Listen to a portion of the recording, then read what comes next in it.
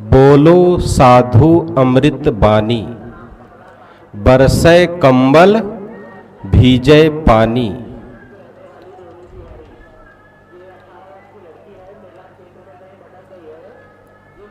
नौका डूबे सिल उतराए, वरौनी के पानी बड़ेरी को जाए। पद बहुत लंबा है। एक दिन ऐसे यहीं बाहर कुछ काम कर रहा था मैं, तो कुछ हमारे बगल में थाना है, तो पुलिस भाई लोग आ गए मेरे पास और पूछने लगे, महाराज इसका अर्थ बताइए, ये कैसे हो सकता है? कंबल बरसे और पानी भीजे, ये गुरुवर कबीर कहना क्या चाहते हैं? ये कबीर की उल्टवासी है। मैंने उनको बताया जितना जानता था, सोचा आज इसी पर कुछ विचार किया जाए। बहुत लोग नहीं जानते होंगे आखिर कंबल कैसे बरसेगा और पानी कैसे भीगेगा। जानते सब हैं, केवल इतना कह दीजिए बरसे कंबल भीजे पानी, जान जाएंगे सब ये कबीर की बात है, ये कबीर की उल्टवासी है। वरौनी पानी बड़ेरी के जाए बहुत प्रसिद्ध है। ये गांव गांव में देहातों में लोग इसको जानते हैं कि ये कबीर की भाषा है। बंधुओं, समझने का केवल थोड़ा फेर है, बस केवल आपको एक थोड़ी सी ट्रिक दूंगा, उसी से आप पूरा पद समझ जाएंगे। पूरे पद में गुरुवर कबीर क्या कहना चाहते हैं। पहली पंक्ति है, बोलो साधु अमृत बानी। इसको तो सब साफ है, सब लोग अमृत बाणी मतलब मीठा बोलो, अच्छा बोलो, प्रियकर बोलो, हितकर बोलो। साधो मतलब जो अपने आप को संयमित कर लिया है, साध लिया है। तो कोई भी हो सकता है, कपड़े से भेष से मतलब नहीं है।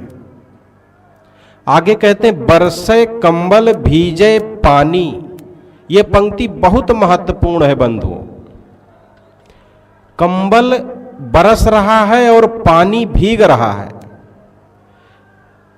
समझने वाली बात है। ये कबीर की बात है। कबीर उल्टी बात कहते हैं कि कंबल बरस रहा है और पानी भीग रहा है। कंबल क्या देता है हमें? गर्मी। कंबल यहां गर्म का सूचक है कि हमारे जीवन में काम, क्रोध, लोभ, मोह ये उत्तेजक हैं, ये गर्म प्रकृति के हैं। इनकी बारिश हो रही है हमारे जीवन में, और पानी शीतलता का प्रतीक है। वो है हमारी आत्मा, वो शीतल है। हमारा जीवन शीतल होना चाहिए, शांतिमय होना चाहिए, आनंदमय होना चाहिए, लेकिन हो उल्टा रहा है। बारिश हो रही है काम, क्रोध, लोभ, मोह की, और आत्मा उसी में भीग रहा है, उसी में डूब रहा है, उससे उबर नहीं पा रहा है, उससे निकल नहीं पा रहा है। कबीर क्या कहते हैं, समझ में आया? बरसे कंबल भीजे पानी। जीवन में कंबल बरस रहा है, काम, क्रोध, लोभ, मोह की बारिश हो रही है, आशा, वासना, तृष्णा की बारिश हो रही है, और शांति रूपी आत्मा उसमें भीग रहा है। वो छटपटा रहा है, हमें सुख कैसे मिले, शांति कैसे मिले, हमारा वर्चस्व कब आएगा, हमारे जीवन में शांति कब आएगी। हर आदमी परेशान है। पानी बरसाना चाहते हैं लोग। दुनिया में होता अलग है, पानी बरसता है और नीचे वस्तुएं भीगती हैं। लेकिन कबीर की उलटवासी में विकार बरस रहे हैं, और जो सद्गुण रूपी हमारे पास आत्मा है, हमारा मन है, वो उसमें भीग रहा है, उसमें रम रहा है। इसी प्रकार आगे कहते हैं नौका डूबे सिल उतराए। अब ये नौका क्या है और सिल क्या है?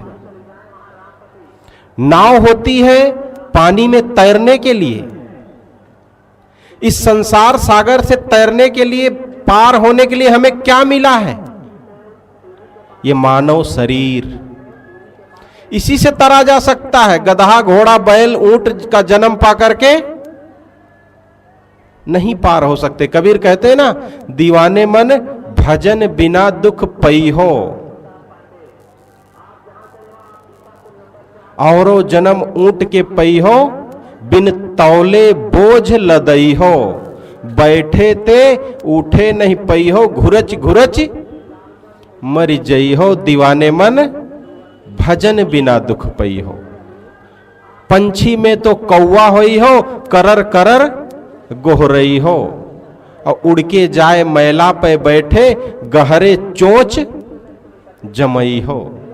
धोबी के घर गदहा होई हो, कटी घास नहीं पई हो, लादी लादी आप चढ़ बैठे, लय घाटे पहुंचई हो, दीवाने मन भजन बिना दुख पई हो। ये भजन करने का, संसार से तरने का केवल ये मनुष्य शरीर ही है हमारे पास, और कोई मानवेतर खानियां नहीं है जो आपको इससे बचा सके। वे सब केवल भोग भूमिका है। पद बड़ा अच्छा है, आप कहत कबीर, यहां एक पुस्तक है, उसको आप पढ़ सकते हैं। उसमें ये दोनों पद है, दीवाने मन भजन बिना दुख पई हो, और ये बरसे कंबल भीजे पानी, ये भी पूरी उलटवासी है उसमें गुरुवर कबीर की। तो मैं कह रहा था कि हमें ये शरीर मिला है संसार से तरने के लिए। गुरुवर कबीर कहते हैं नौका डूबे, शरीर तो मिला था तुम्हें तरने के लिए, नाव मिली थी तरने के लिए, लेकिन हो क्या रहा है? नाव तैर रही है हमारी, डूब रही है हम सब की नाव।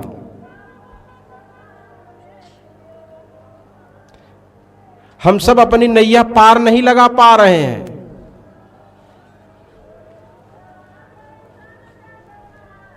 तैर क्या रहा है? सिल। कहते ना, नौका डूबे सिल उतर आए। हमारे जीवन में सिल उतर आ रही। सिल क्या है? माया, बाजार, दुनिया की चमक और दमक। हमारे जीवन में क्या है? आज तक हम क्या बटोरे हैं?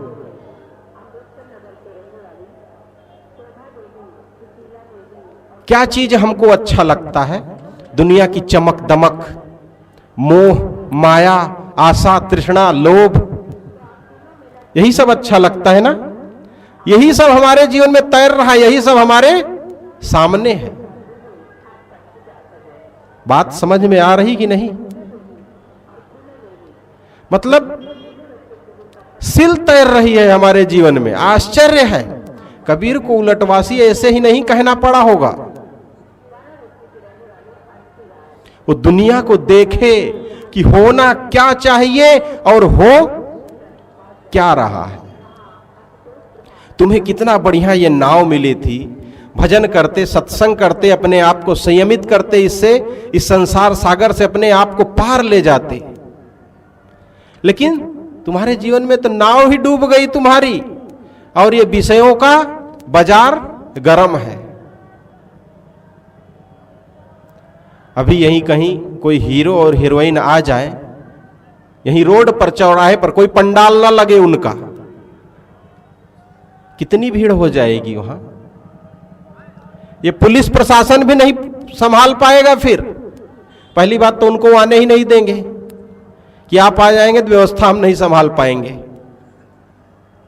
मतलब उनको चाहने वाले ज्यादा हैं, ये मैं कहना चाहता हूं। सत्संग सुनने वाले कम हैं। हर जगह है ऐसा, चाहे वह व्यक्ति हो, चाहे वह महात्मा हो, चाहे माताएं बहनें हो, कोई भी हो, हर आदमी के जीवन में ऐसा होता है कि जब माया सामने आती है तो उसमें लुभा जाता है। संत जन कहते हैं ना, राग रंग में दुनिया रीछ है और चटक मटक में नारी, और भाव भक्ति में साधु रीछ है, तीनों निपट अनारी। अभी ढोल मजीरा तबला लेकर के यहीं कोई बजाने लगे, एक दो जन बैठ के उसके साथ झूमने लगे, नाचने लगे, या नाचने वाली कोई नर्तकी आ जाए, ये दुनिया झूम पड़ेगी वहां।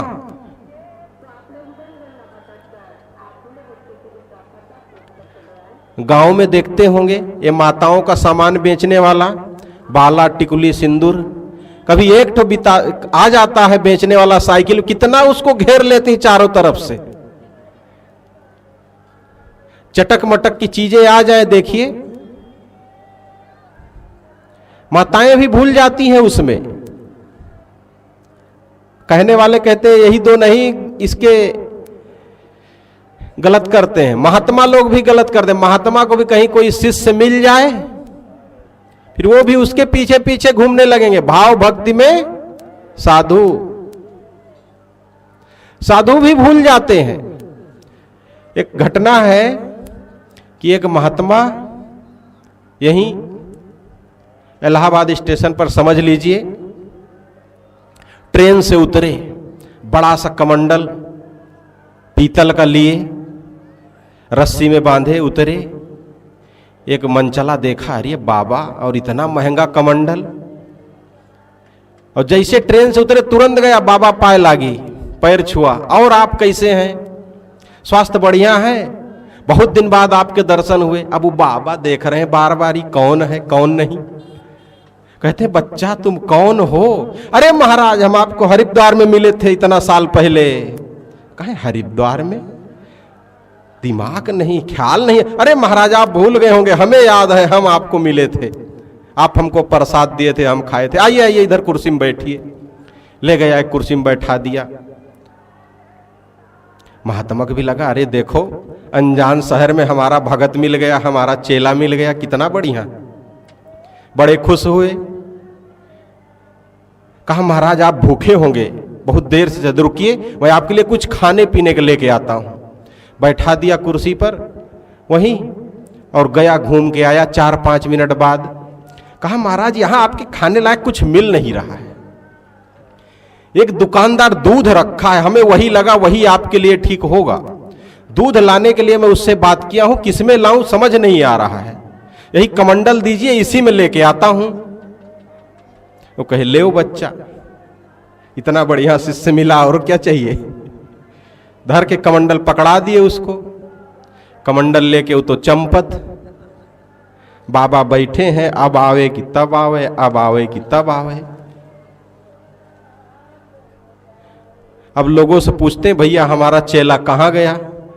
अब लोग क्या बताएं कि तुम्हारा चेला कौन है कौन नहीं।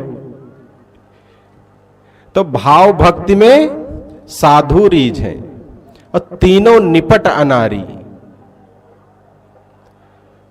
ये तीनों अनाड़ी हैं, तीनों अपने आप को धोखा दे रहे हैं। बंधुओं, बातें जब तक ना समझो तब तक बहुत गूढ़ लगती हैं। नौका डूबे सिल उतराए, कितनी गूढ़ बात है। जो नहीं सुना सत्संग वो क्या जानेगा इसको, कौन बताएगा इसका अर्थ उसको। लेकिन जो जान लिया कि मानव शरीर रूपी नाव हमारी डूब रही है, और हमारे जीवन में ये सिल, माया का बाजार, काम क्रोध लोभ मोह, ये हमारे सामने रहते हैं हमेशा, हम इसी में भूले रहते हैं हमेशा, ये तैर रहे हैं। बात साफ है, तुरंत समझ में आ गया। हम अपने आप को धोखा ना दें। माया का ये जो बाजार है केवल देखने के लिए है बस। इससे आपका जीवन नहीं चलेगा। 4 दिन का है, 4 दिन की चांदनी, फिर अंधेरी रात, फिर तो आपको वही घर में जाना है, वही छप्पर में जाना है, अपने वही 100-200 गज की जमीन में रहना है। घूम लिए, देख लिए, बस। हम अपनी नौका को पार लगाएं, उल्टी गंगा ना बहाएं। उल्टी गंगा क्या है? वरौनिक पानी बड़ेरी जाए। सब समझ रहे होंगे वरौनी क्या है और बड़ेरी क्या है। बड़ेरी जो छप्पर का ऊंचा सिरा होता है, और वरौनी जो नीचा सिरा होता है, जिधर पानी बह के आता है।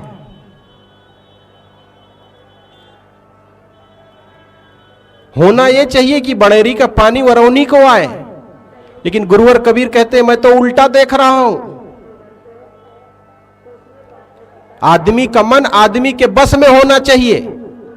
होना यह चाहिए ना, किसी बहन बेटी पर नजर जाए, गलत विचार आए, तुरंत हम उसको रोक लें। होना यह चाहिए। कोई चीज देखे, जीभ लपलपाने लगी, हाय हमको मिले खाने के लिए, होना यह चाहिए कि हम रोक लें। लेकिन गुरुवर कबीर कहते हैं उल्टा हो रहा है। ये पानी उल्टा बह रहा है, गंगा उल्टी बह रही है, वरौनिक पानी बड़ेरिक जा रहा है। मन हमारा गुलाम होना चाहिए, तो हम मन के गुलाम हो गए हैं। बात सीधी सी है। मन को हम जहां कहे तू यहां बैठ, ये सुन, ये कर, उसको करना चाहिए। लेकिन मन हमें कहता है चलो चोरी करने चलना है, चलो घी में डालडा मिला के बेचना है। सामने ग्राहक आया, कहता है इससे इतना माल ऐंठना है। उल्टी गंगा बह रही है हमारे जीवन में। और क्या मन के अनुसार चलकर आदमी का कल्याण हो सकता है?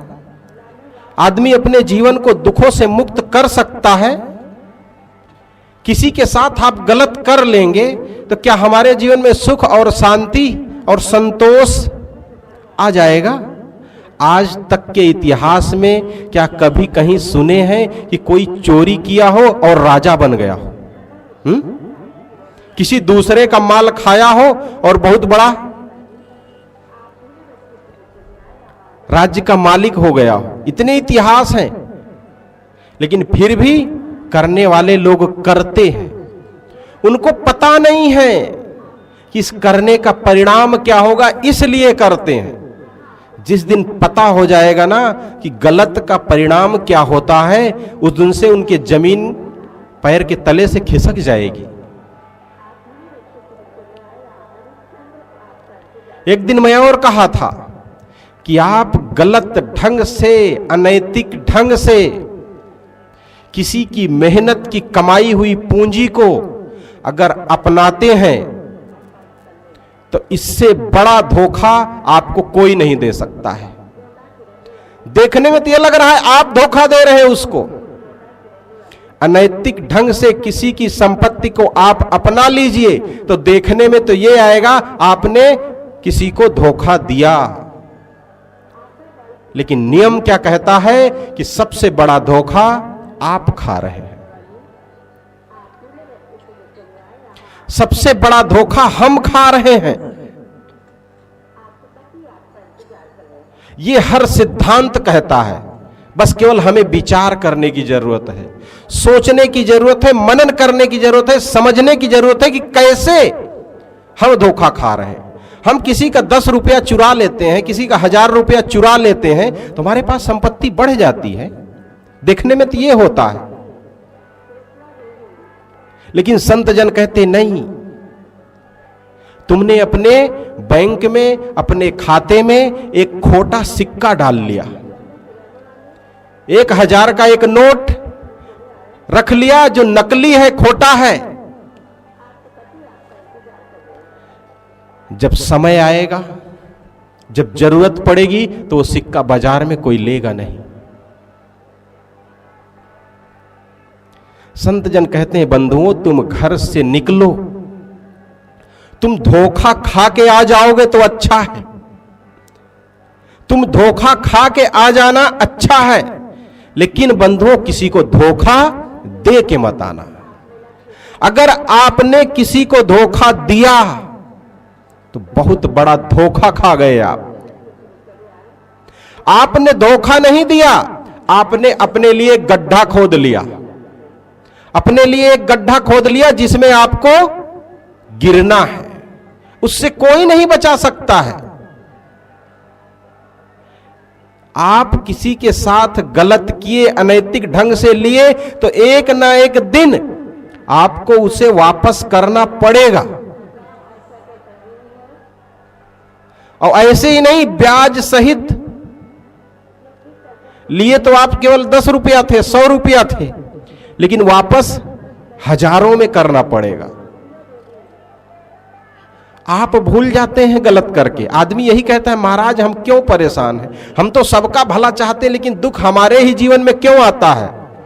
ये दुख जितने आते हैं ना आपके जीवन में, ये वही खोटे सिक्के हैं जो आप इकट्ठा करके रखे हैं। बात कड़वी है, लेकिन यही सच है। हम जितना ज्यादा दुखी, उतने ज्यादा खोटे सिक्के हमारे पास। ये सुख और दुख जीवन में ऐसे ही नहीं आ जाते हैं, ये हमारे कर्मों का ही परिणाम है। हम गलत किए हैं, हम अपने झोली में गलत सिक्का डाले हैं तो आएगा ही। अब ये गिनती नहीं है हमारे पास कि हमारे पास 1000 सिक्के हैं कि 100 सिक्के हैं कि 10 5 है कि 2 4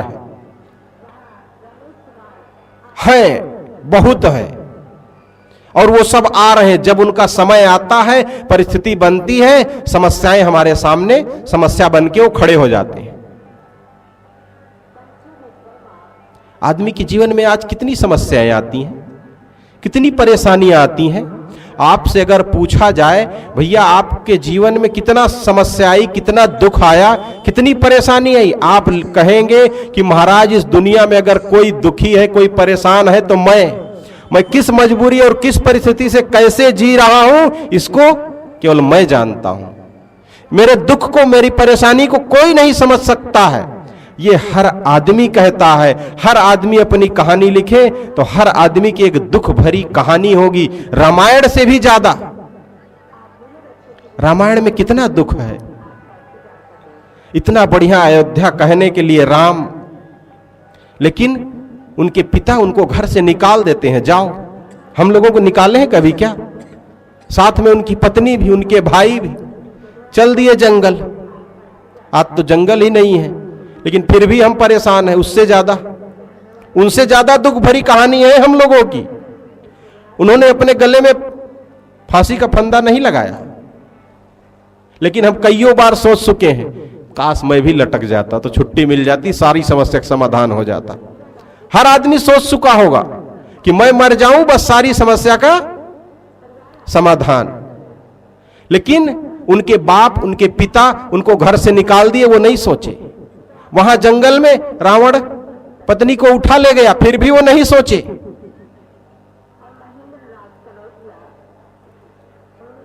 समय समय पर कितना दुख, लड़ाई लड़े, उसमें उनका भाई मूर्छित हो गया। पता लगा जब अयोध्या आए तो पिताजी का शरीर नहीं रहा। सब दुख है, दुख तो है पूरे रामायण में, लेकिन उससे भी ज्यादा दुख भरी कहानी शायद हमारी और आपकी होगी। और ये दुख का कारण केवल यही है कि हम दुख ही दिए हैं। ये प्रमाण है, ये लिखित है। अगर हम आज दुखी हैं तो मैंने केवल दुख बांटा है, बस। किसी से दस्तखत करवाने की जरूरत नहीं, किसी से मोहर लगवाने की जरूरत नहीं है। आप अपने मुख से कहते हैं मैं दुखी हूं, इसका मतलब आपने दुख दिया है। और इससे कोई नहीं बचा सकता आपको। कितना भी गंगा नहाए, कितना भी आरती करें, कितना भी पूजा करें, कितना भी सत्संग सुने, कुछ भी कर लें, दुखों से बच नहीं सकते। दुखों को झेलना पड़ेगा। लेकिन संत लोग केवल एक दवा दे सकते हैं। क्या चीज की दवा? दुखों को झेलने का तरीका बता सकते हैं। वो तरीका बताया जाए कि नहीं? दुख तो सबके जीवन में आता है, बताऊं कि ना बताऊं उसको कैसे झेलना है। दुख को सुख में परिवर्तित करने का तरीका 5 मिनट में अगर आप समझ सके तो कितना भी बड़ी दुख हो, कितनी भी बड़ी समस्या हो, वो आपके सुख में परिवर्तित हो जाएगा। अगर आप कुछ भी दिमागदार होंगे, सोचने और समझने लायक होंगे, तो आप समझ जाएंगे। समस्याएं आपके पास आती हैं, वो समस्या की एक सीमा है। वो समस्या आने का कारण है आपके द्वारा किया गया गलत कर्मों का परिणाम। उनकी कुछ संख्या है, 40, 50, 100, असीमित तो नहीं है। हम कितनी गलतियां किए होंगे, जितनी भी किए होंगे उसकी एक संख्या है, और वो हमारे जीवन में समय समय पर आ रहे हैं। अब आपके जीवन में एक समस्या आई, एक दुख आया,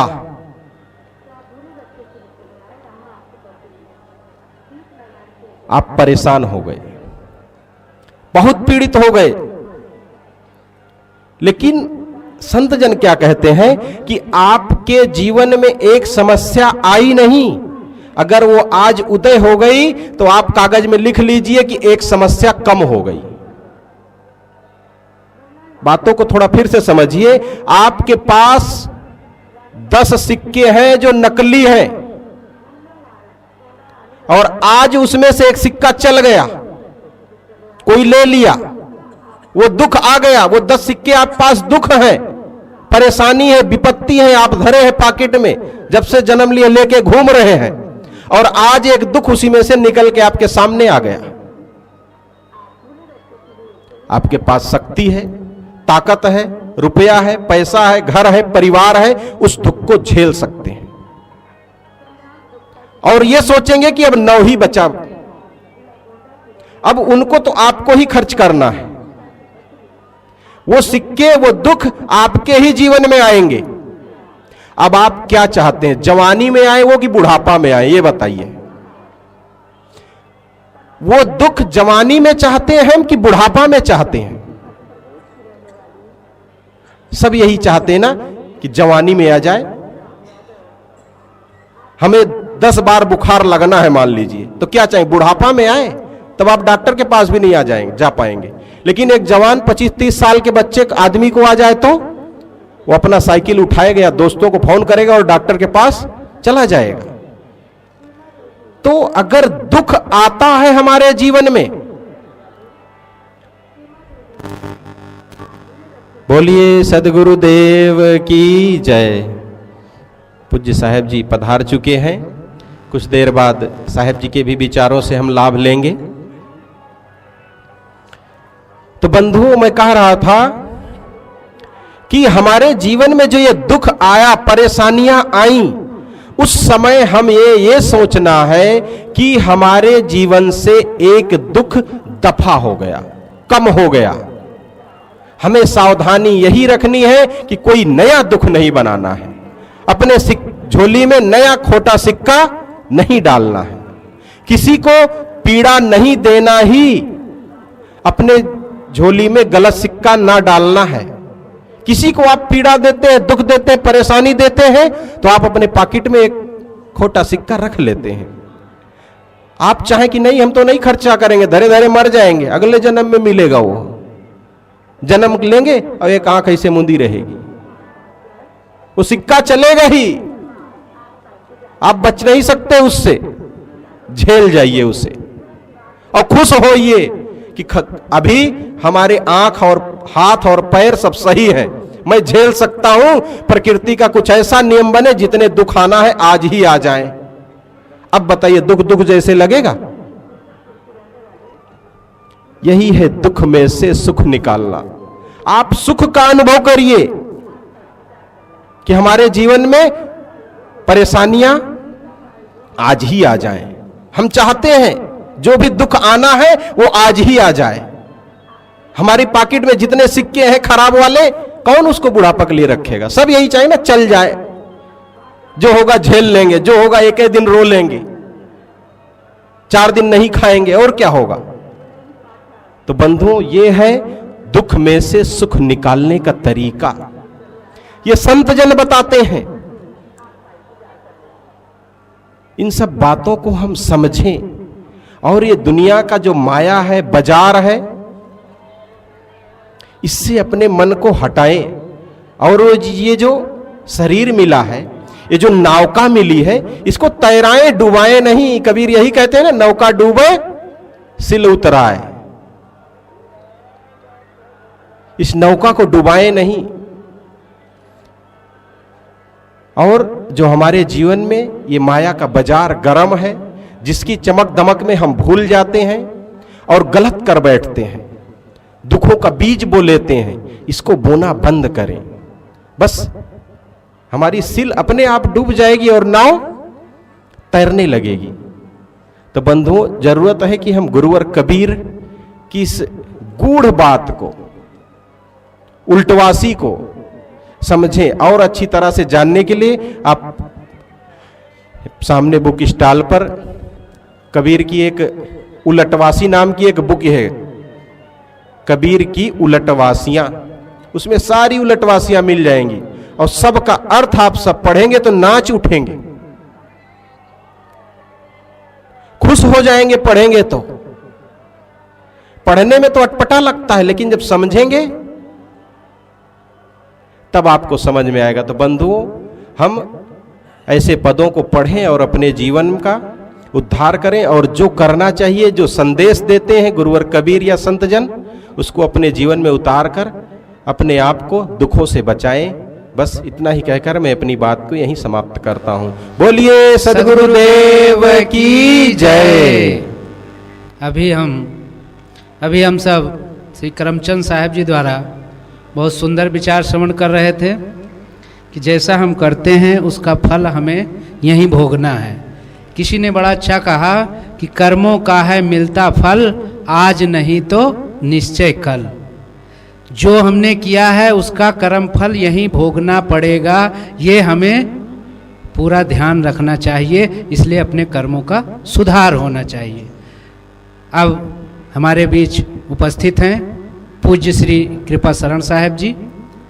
मैं उनसे निवेदन करता हूं कि आप अपनी गंभीर विचारों से हम सबको लाभान्वित करने की कृपा करें।